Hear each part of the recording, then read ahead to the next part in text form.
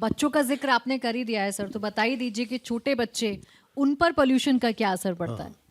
तो जैसे मैं आप समझ सकते हैं मेरे सफ़ेद बालों से कि मैं 40 साल से मेडिसिन प्रैक्टिस कर रहा हूँ। तो दिल्ली शहर में जब मैंने प्रैक्टिस शुरू करी थी, मतलब ऑल इंडिया इंस्टीट्यूट में, तो नेबुलाइजेशन मशीन बहुत रेयर होती थी। लोगों को कहो ना कि नेबुलाइजेशन मशीन यूज़ करना, तो वो कहते हैं ये क्या होता है भाई। और कोई नेबुलाइजेशन मशीन यूज़ कर रहा है तो बहुत बड़ी बात होती थी, मतलब उसको बहुत ही ख़तरनाक बीमारी है। आज जो है ना, हर घर में नेबुलाइजेशन मशीन है। वो इसलिए कि दिल्ली का हर हर तीसरे बच्चे को सीवियर अस्थमा है, और वो इनहेलर लेना, और पुराने ज़माने में 30 साल पहले इनहेलर किसी को दो तो वो नाराज़ हो जाते थे कि नहीं नहीं इसकी आदत पड़ जाती है तो बड़ी ख़तरनाक बीमारी होती है। लेकिन बच्चों की बात मैं आपको बताता हूँ कि करीब 30-35 साल पहले एक स्टडी हुई थी ऑल इंडिया इंस्टीट्यूट में। डॉक्टर पांडे मेरे मेंटोर, मेरे टीचर मान लीजिए, गुरु मान लीजिए, उनके उसमें हमने एक ईस्ट ऑफ कैलाश में एक स्कूल के बच्चों की, प्राइमरी स्कूल के बच्चों की लंग फंक्शन किए थे, और सिमिलर स्कूल तिरुपति में एक स्कूल आइडेंटिफाई करके। तो ये उसका रिजल्ट ये था कि दिल्ली के बच्चों के लंग फंक्शन तिरुपति के बच्चों से पुअर थे। विदेशों से भी ये काफ़ी स्टडीज़ है, मैं वो कोट नहीं करूँगा, कि जो बच्चे एयर पोल्यूशन से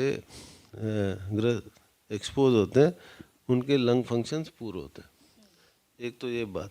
एक स्टडी 2024 में आई थी, उन्होंने बच्चों की, यंग बच्चों की मैथमेटिक्स की और रीडिंग कैपेबिलिटी वो कोरिलेट करी थी PM 2.5 से। और ये पब्लिश स्टडी है journal of American medical association में। जो जो जो जो जो जो बच्चे एक्सपोज हुए थे ज़्यादा PM 2.5 से, उनकी रीडिंग कैपेसिटी और मैथमेटिक्स करने की कैपेसिटी कम थी। मतलब यह है कि बच्चों की न सिर्फ ग्रोथ, लंग ग्रोथ अफेक्ट करती है, बट उनकी जो मेंटल कैपेबिलिटीज़ है उन पे भी असर पड़ता है। और एस्थमा, मैंने आपको बताया कि 1/3 of daily children have asthma. The world incidence is 5 to 10%। Audience के सवाल सर ले लेते हैं। बहुत सारे मिथ हैं और आज के इस पोल्यूशन के दौर में बहुत सारे सवाल लोगों के जहन में होते हैं। जो सवाल पूछना चाहता है पूछ लीजिए। सर, कोविड के टाइम पे सब ने स्टेरॉइड्स लिए थे जी। तो वो हमारी मतलब mostly majority of the population को वो अफेक्ट कर रहे हैं, और अब तक हम उसके रिएक्शंस देख रहे हैं।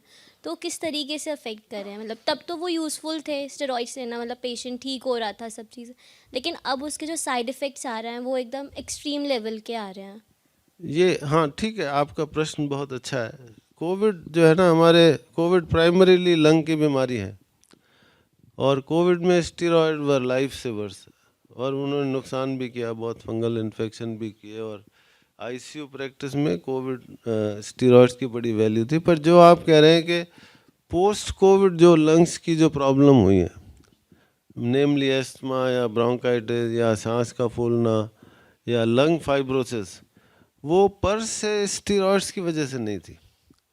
वो कोविड, पोस्ट कोविड जिसको हम लॉन्ग कोविड कहते हैं, वो एक बहुत बड़ा सब्जेक्ट है। ये उस वजह से, हाँ, अगर किसी ने स्टीरॉयड का जो डोज प्रिस्क्राइब्ड था कोविड टाइम पे, वो 1 से 2 हफ्ते का ही था। किसी ने अगर प्रोलॉन्ग लिए हैं तो उसके साइड इफ़ेक्ट होते हैं, बाकी डायरेक्टली स्टीरॉयड इफेक्ट नहीं था।